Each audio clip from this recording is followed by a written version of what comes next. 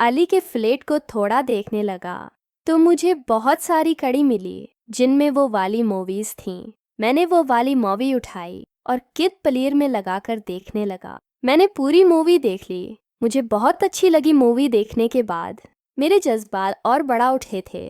वार वार दव्याख्त सब्र मेरे सामने आ रहा था। उसका हसीन चेहरा और खूबसूरत बदन मुझे और पागल कर रहा था। मेरा बस नहीं चल रहा था। अगर जाया मेरे पास होती तो मैं एक हबची की तरह इसके साथ काम करने लगता। दविया मेरे घर में ही थी लेकिन इसके साथ कुछ नहीं कर सकता था। जविया के अब साथ थे। अगर सुया के अबू चले भी जाते तो जन्नत बाजी तो थी उनके सामने भी मैं कुछ नहीं कर सकता था। मैं अपने जज्बात को काबू में नहीं कर पा रहा था। मैं रोड के पास गया। मैंने डोर खोला, बाहर देखा तो बाहर कोई नहीं था। मैं चुपके से अली के घर से निकला। मैंने उसका दौर लॉक किया और फाइबर भाभी के घर चला गया। हालांकि जन्नत बाजी ने मुझे फायदा भाभी के घर जाने के लिए मना किया था। फायदा भाभी के साथ काम करने के लिए भी मना किया था। लेकिन मैं क्या करता। मैं अपने जिस बात को काबू नहीं कर पा रहा था ने फायदा भाभी के घर गया। मैंने दरवाजे पर हाथ लगाया तो दरवाजे खुला था तो मैं उनके घर के अंदर चला गया। मैंने फायजा भाभी को तलाश किया, किचन में देखा लेकिन वो कहीं नहीं। तुमन के बेडरूम के अंदर चला गया, वो बेडरूम में भी नहीं थी। मैंने सोचा बाथरूम में होंगी तो मैंने बाथरूम का दरवाज़ा खटखटाना चाहा तो बाथरूम का दरवाज़ा भी खुला था। मैं अपने आप को रोक नहीं पा रहा था तो मैं बिना इजाज़त बाथरूम के अंदर चला गया। बाथरूम में फायदा भाभी न रही थी, उनका मना दूसरी तरफ था। उन्होंने अभी तक मुझे देखा नहीं था। मैं खड़ा फायदा भाभी को देख रहा था। वो आज सब दिन से ज़्यादा खूबसूरत लग रही थीं। मैं फायदा भाभी की तरफ जाने लगा। मेरा खुद पर अपना कंट्रोल नहीं था। मैं फायदा भाभी के पास दिया, इनकी कमर पर हाथ रखकर इन्हें अपनी तरफ घिसेट लिया। फायदा भाभी भी अचानक से आने वाली इमदाद पर चौंक गई और फायजा भाभी ने पीछे मुड़कर देखा तो मुझे देखकर अपने आप को छिड़वाने लगनी है। मैंने कहा कि क्या हुआ फायदा भाभी, मैं कोई पहली बार तो आपके करीब नहीं आ रहा जो आप मुझसे इस तरह शर्मारी हवा भी कहने लगी है। वसीम, तुम्हें रोम में इंतज़ार करना चाहिए था, इस तरह अंदर नहीं आना चाहिए था।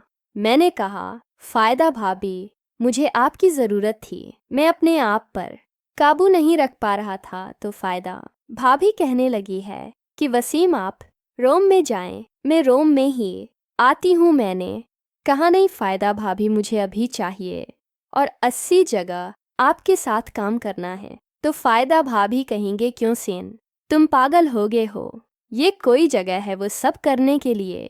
मैंने कहा भाभी आज आप मुझे रोक नहीं सकती क्योंकि मेरा खुद पर काबू नहीं है।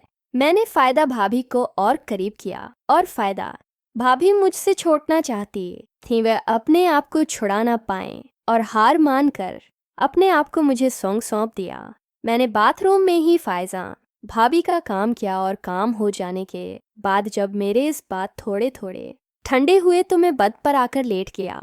थोड़ी देर के बाद फायदा भाभी भी दोबारा नहाकर कपड़े पहनकर बेडरूम में आ गई और मुझे इस तरह देखकर कहने लगी, वसीम तुम्हें आज क्या हुआ है। तो मैंने उनको पूरी बात बताई कि मैंने अली के फ्लैट में गया था और मैंने वो वाली एक ही तुम ऐसी सीडी प्लेयर पर लगाकर देखने लगा। इसे देखने के बाद मेरा खुद पर कंट्रोल नहीं रहा और मैं आपके पास आ गया। मैं खुद को रोक नहीं पाया और इधर आ गया। अगर आपको बुरा लगा तो मुझे माफ़ कर दीजिए। बात भाभी करने लगी, मुझे तो बहुत मज़ा आया, इससे पहले मुझे इतना मज़ा कभी नहीं आया था। तो फायदा भाभी कहने लगी, वसीम मुझे भी वो वाली कद लाकर देना।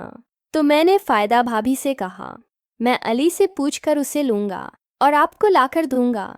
फिर मैंने कहा फायदा भाभी अब मैं चलता हूँ, नहीं तो जन्नत बाजी अली के फ्लैट में आ जाएंगी। मैंने जैसे ही फायदा भाभी के घर का दौर खोलकर बाहर देखा तो जन्नत बाजी रहान के फ्लैट का दरवाज़ा बजा रहे थीं। बदवादा खोल नहीं सकती थी क्योंकि चाबी मेरे पास थी। थोड़ी देर जन्नत बाजी वहीं खड़ी नहीं और फिर घर की तरफ चली गई तो हमें जल्दी से अली के फ्लाइट के पास गया और लॉक खोलकर अंदर चला गया। थोड़ी देर के बाद जन्नत बाजी फिर आई और दरवाज़ा बजाने लगी। इस बार मैं उठा और मैंने दरवाज़ा खोला तो जन्नत बाजी कहने लगी हैं कि मैं उसे पहले भी आई थी, दरवाज़ा बजाया, लेकिन तुम कहाँ चले गए थे? तो मैंने कहा सुया हुआ। बाजी कहने लगेंगे अब घर चलो। सुया गया कि अबू चले गए हैं, ये अपना रूम सेट क्रच की है। तो मैंने कहा ठीक है जन्नत बाजी, आप चलिए, मैं अली का फ्लैट लॉक करके आता हूँ। जन्नत बाजी चली गई और मैं अली की जो कद वाली मूवी से द प्लेयर लगाकर देख रहा था, इसे निकालकर सही से उसकी कद्दी वाली अलमारी में रख दिया और उसका फ्लैट लॉक करके घर चलाया।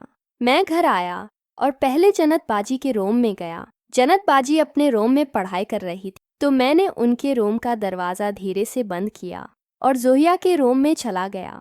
मैं जोहिया के रूम में गया तो जिया बेड पर लेटी हुई थी। जवाया शायद इतनी सेटिंग करके थक चुकी थी, इसलिए आराम कर रही थी। मैं इस वक्त जोहिया के साथ कुछ भी नहीं करना चाहता था क्योंकि मुझे बाजी का डर था। मैं बाजी को इस बारे में कुछ भी पता नहीं चलने देना चाहता था, लेकिन ये बात कब तक छिपेगी मुझे भी नहीं पता था, और एक ना एक दिन तो बाजी को ये सब पता चलना ही है। मैंने जोया के कमरे का दरवाज़ा बंद किया और जिया से मिले भी न ही अपने रूम में चला गया और रात होने का इंतज़ार करने लगा। मैंने सोचा थोड़ा सा ये सो जाता हूँ। मुझे थकावट से ही महसूस हो रही थी। ख्वाजा भाभी के साथ काम करने के बाद मुझे काफ़ी कमज़ोरी भी महसूस हो रही थी। शायद जन्नत बाजी ठीक ही कहते हैं कि फ़ायदा भाभी मुझसे बड़ी है और मुझे उनके साथ काम नहीं करना चाहिए, लेकिन मैं क्या करता। इस वक्त में अपने आप को रोक ही नहीं पा रहा था। मैं बस्तर पर लेटा और लेटते ही यह सो गया। जब मैं उठा तो शाम हो चुकी थी। मैं बस्तर से उठा, बाथरूम गया, शावर लिया, तब जाकर मुझे कुछ ठीक लगा।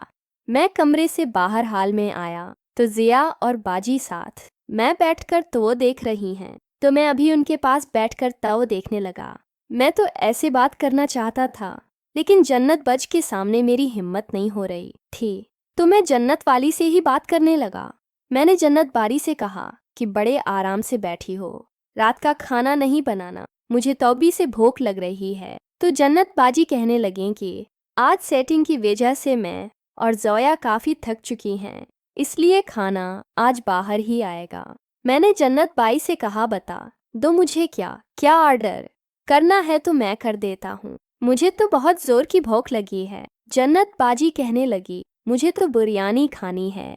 वसीम तुम जोया से पूछ लो उससे क्या खाना है। मैंने जोया की तरफ देखा और पूछा जिया आपको क्या खाना है? तो जोया कहने लगी मेरे लिए भी बिरयानी ही मंगवा लो। मैंने तीनों के लिए बिरयानी ऑर्डर कर दी। जन्नत बाजी टीवी में बजी थी, तो मैंने दविया को इशारा करते हुए किचन में आने को कहा और मैं जन्नत वाली से बचते हुए किचन में चला गया और थोड़ी देर के बाद जाया भी किचन में आ गई। दविया जब किचन में आई तो सबसे पहले मैंने दिया का हाथ पकड़ा और उसे गले लगा लिया। तो जिया कहने लगी वसीम क्या हो गया है, छोड़ो मुझे, नहीं तो जन्नत आ जाएगी। तो मैंने जोया को अपने से अलग किया और से कहा कि जब से तुम माई हो मैं तब से तुम्हें हक करना चाहता हूँ, लेकिन मौके ही नहीं मिल रहा था।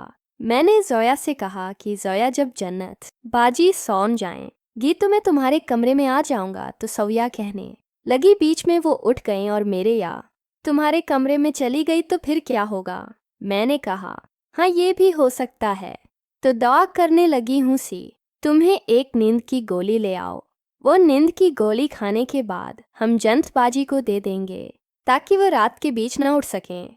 मोहतरम नाजरीन, इसके अगले किस देखने के लिए हमारे चैनल को सब्सक्राइब कीजिए और बेल आइकन को क्लिक कीजिए ताकि हमारी नई आने वाली किस्त आपको आसानी से मिल सके।